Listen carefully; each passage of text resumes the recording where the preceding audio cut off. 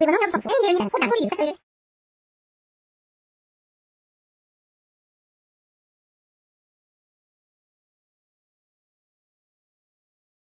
one thing that I found truly offensive in your column was when you said something about this shooting being a gift to liberals. I really, truly, even as someone who's like pretty cynical and, you know, sees the use of using certain disasters for political gain, I really do not think that liberals, having been genuinely worried about threats against congressmen, against various congresspeople who supported our agenda, regard it as a gift that someone that we support was shot in the head. I mean, I really don't. I think I mean, except the Democrat. I mean, you know, again, it was admittedly an anonymous quote in a political story, in a Politico story, but except for the Democratic operative who immediately said, you know, well, they need to tie this to the Tea Party as deftly as possible. But I think that, I guess just a second, okay. And except for the raft of bloggers, pundits, and so on who have said things along the lines of, even if there is absolutely no connection between this murder and any kind of Tea Party anything, this is a really good opportunity to talk. You know, the important thing is that the right is out of control. Right. I mean, this is sort of, you know, this is what Michael Tomasky said, something like this. George Packer said something like this, and so on. I mean, I'm hard pressed to say. I'm hard pressed to say. When I say that it's a gift to liberals, I don't mean that liberals woke up in the morning and thought it's wonderful that this congresswoman was shot because now we can make hay out of it. That's obviously not the thought process that's going through everybody's head. But I will say that I've been kind of amazed by, in a period when we've known next to nothing about the motivations of this guy, how many people, and by many people I mean just about every single political writer, with I think the admirable exception of Jonathan Chait for the New Republic, who had a blog post today telling people to dial it back, but just about every political writer has basically taken this as an opportunity to to attack the political right. And I mean, look, it's politics. All's fair in politics. And no, but I guess what I'm disagreeing with you about is that most of the people, myself included, who are making this argument are not making it out of a kind of a cynical attempt to make political hay, as much as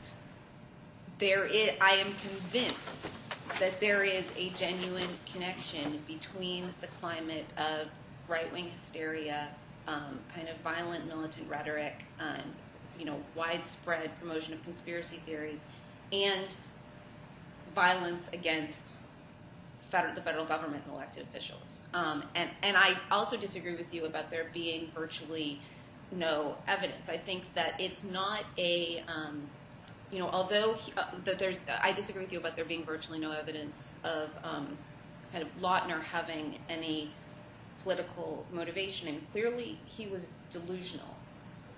But it wasn't an accident that he chose this congresswoman who's been, kind of demonized by the same sort of... How do you know that it wasn't an accident? It's okay. That's a good point.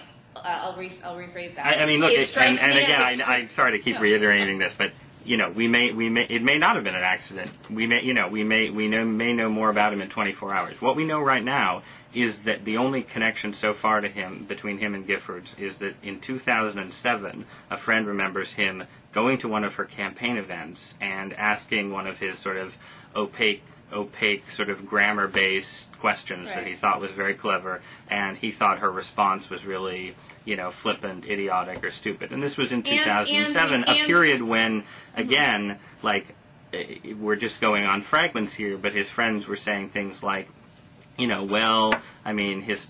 politics, as far as I know, seem pretty left liberal. He sort of talked about his frustrations with the Bush administration. He was really into the 2012 prophecies, and so on. Now, again, maybe it's all about, maybe it's just, him him being, him taking this germ of an idea from 2007 that was then, picked up by Sarah Palin's map. I'd say the odds that he saw Sarah Palin's map are something like 100 zillion to 1, but maybe he did, and so on.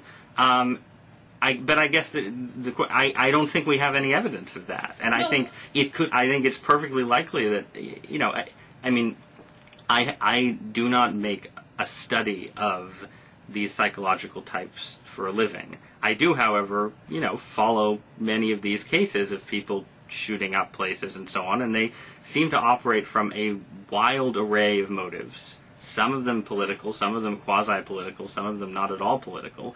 And again, I just think, at this point, knowing how, I just think, given how little we know, I guess I'd put it this way: if people are so sure, if liberals are so sure that this is the vindication of, all of their warnings about the dangers of the radical right, maybe, why not wait 48 hours? Why not wait 72 hours? What's with the rush to judgment? What's with the certainty? Okay, that's a crazy argument, because obviously people are going to discuss this thing and speculate and feel very emotional, not vindicated, but feel like, after having kind of constantly said that something like this was going to happen, it's happened, to say, why not wait 48 hours to discuss it if you're so sure, strikes me as a pretty bad faith argument. And well, let me ask you this. If I had written a column the day after Nidal Hasan, shot up Fort Hood, that was like, I've been warning about the radicalization of domestic Muslims for years, and and that this just proves that,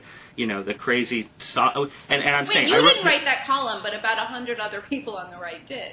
Well, you're not talking to those 100 other people on the right. That's fair. And a lot of people. Yeah, we'd have to go back and look at how many, in what sense that developed. But I'm honestly not trying to make a point here about the sort of how the right is better than the left. The right is guilty of all kinds of hysterias all the time, including including many of the hysterias that I think you're right to criticize. I think the question is just whether it's fruitful when, especially in a period when you know so little about the killer's motivations. I guess part of the question is, right, one of the things that we really disagree with is that you see that kind of evidence of right-wing conspiracy theories in that video as being incredibly thin. I see it as being much more significant, that the only kind of moments of lucidity in those videos are when he's pointing to theories that he lifted, kind of straight from the militia movements, theories that are very current in Tea Parties and that have been injected into the mainstream via Glenn Beck. Does that mean it's Glenn Beck's fault? No.